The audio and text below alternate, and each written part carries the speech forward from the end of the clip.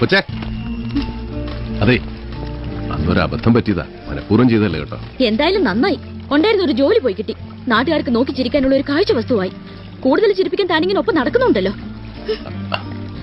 അല്ല, അതും മനഃപൂർവ്വം ചെയ്തല്ല, ഒരു അബദ്ധം പറ്റിയതാ. പിന്നെ ഈ കളിയാക്കുന്നവരുടെ മുമ്പിൽ ഇങ്ങനെ തലകുനിച്ച് നടന്ന പിന്നെ അവർക്ക് ആവേശം കൂടും.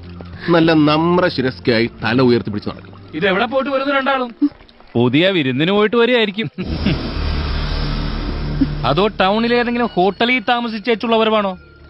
എന്നാലും നിന്റെ തൊലിക്കെട്ടി സമ്മതിച്ചിരിക്കുന്നു. കൂടെ കൊണ്ട് നടക്കുന്നുണ്ടല്ലോ ഇവനെ. അതേടാ, കൂടെ കൊണ്ട് നടക്കുന്നതിലേ ഒരാക്ഷേപവും ഇല്ല. ആ മുഖത്തേക്കൊന്ന് നോക്കിയേ, എന്നാ ഒരു ഗ്ലാമറാ. നിന്റെ ഈ ഉപ്പിലിട്ട മാങ്ങ പോലത്തെ മോന്തയാണോ അത്? ആ മൂക്കും കട്ടിയുള്ള മീശയും.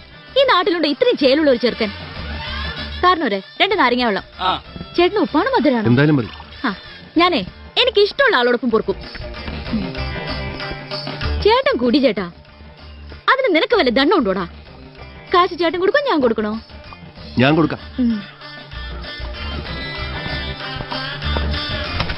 അത് ശരി.